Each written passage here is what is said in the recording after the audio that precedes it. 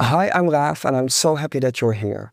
Welcome at the first episode of my three-part mini-series where I explain my modular setup, how I patched it and how I designed it.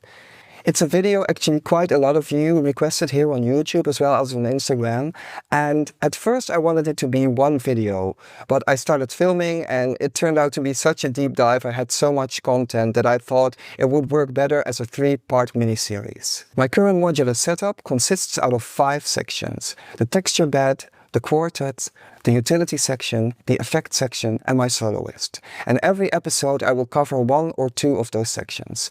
And today we are going to look at the texture bed and the utility section. And every episode I will close off with some music and some sounds. So let's take a look at my setup.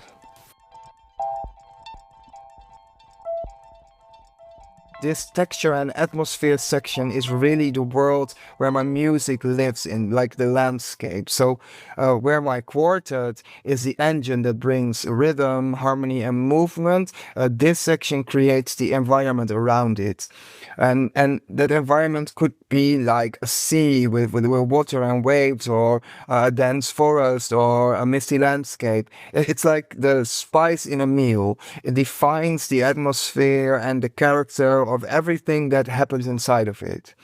And the sound sources for this section are Plaid by Multiple Instruments and the samples that I record into Multigrain. And Plaid first goes into the IntelliGel 1U filter, and it then goes into this little stereo mixer, and then it goes into Multigrain. And Multigrain has a live granular mode, so whatever goes into it can be pitched or broken into very small parts, or stretched, reversed, made very rhythmic or very woolly and low. In other words, Multigrain granulates whatever comes into it, and it can either play only the granulated sound or the granulated sound together with the original sound, because it has this through button. And from Multigrain, everything goes into Sealegs over here. And Sealegs is a delay module, but it also has a noise generator, a beautiful reverb, and a color slider. And that color slider changes the character of the delay depending on the mode. So it can add tape-style wobbles, or bucket brigade-style noise effects, or digital artifacts. And all together creates these really lush, evolving tapestries of sound. And Multigrain can also play pre-recorded samples and granulate those as well. As for an example, I was in Japan last spring for my honeymoon, and I recorded ravens in a park and also bells from Japanese temples, and I sampled those into Multigrain and then sent them through Sealegs, and together with plaids and the delay and reverb, it created this misty sound world with raven calls and temple bells. And it immediately created a world and a landscape in which the STO quartet can move rhythmically and melodically, and where my solo voice off screen can float on top of it as a lead sound. I really love this beautiful section right over here. By the way, the reason why I'm using Plaid for the texture bed is that it has so many different modes and sound engines that whatever texture I need, it's usually in there. And it was also the first module I ever bought, and it has never left my case, so I really know it inside and out.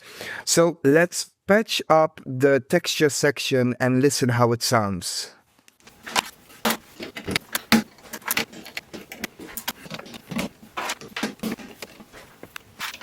So let's first play the dry Plaid sound, which is playing a melody in a pluck-like, rings-like quality. And it's going into Multigrain, and you can hear it because the through button is on. But let's add some of the granular quality of Multigrain to the Plaid sound.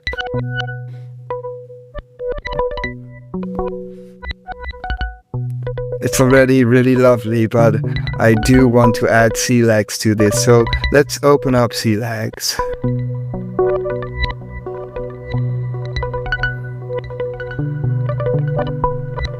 So that creates already a beautiful sonic world. Let's add some of the temple bell samples.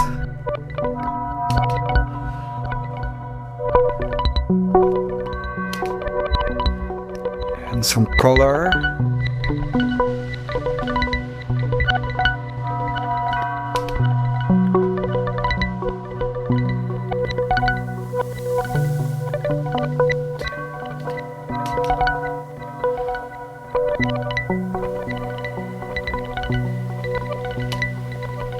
Isn't that beautiful? Oh my god. I love the combo of Multigrain and Sealegs. They are made for each other. I think they actually were made for each other.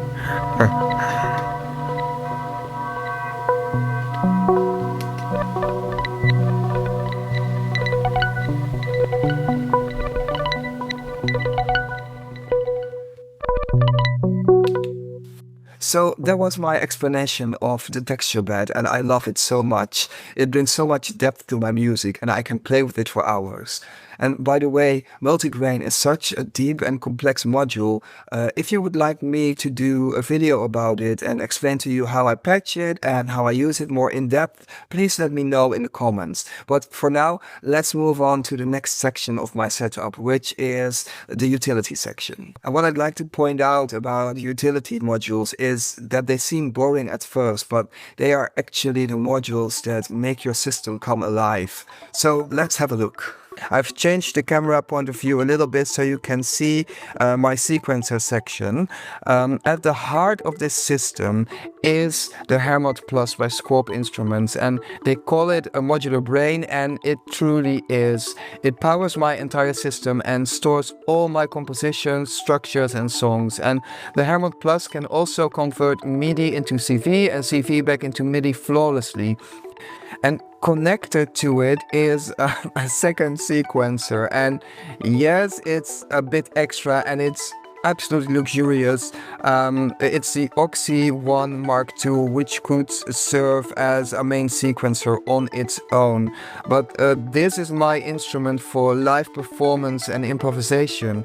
The Oxy One and the Hermod Plus communicate perfectly via MIDI, and for every patch or composition inside the Hermod, I can decide exactly which CV and gate lanes are controlled by the Oxy and which stay under control of the Hermod itself.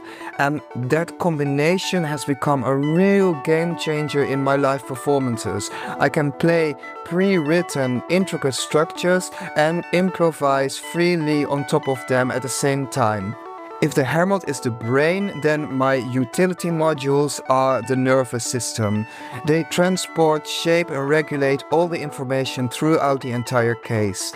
For clocks, rhythm and modulation, I use Pamela's Pro Workout by ALM Busy Circuits. For organic, unclocked movement, I use Oct by Instruo and DivKit, providing a continuous flow of evolving LFOs that I can mix and attenuate here. I also melt them so I can send them around my entire system. And whenever I need more modulation, I turn on the XP2 expander for the Hermod. It gives me 32 additional outputs, and they can become clocks, CV, gates, LFOs or sample and hold or whatever the patch needs in that moment. And together these tools form a complete nervous system, clocking, modulating and animating everything that happens inside my modular case. So this was the first episode of my 3-part mini-series about my setup, how I patch and design it. I hope you've enjoyed yourself and found some inspiration for your own patches. If you've got any questions about my setup, my texture bed or the utility modules I use, do leave a comment and I'll try to answer them all. And stay tuned for the next episode where I will cover my quartet and the effect section. If you enjoyed this video, please consider to like it and subscribe to my channel. It really helps me to take this channel forward and to make more content for you. Have a great day and see you in the next one. Bye bye.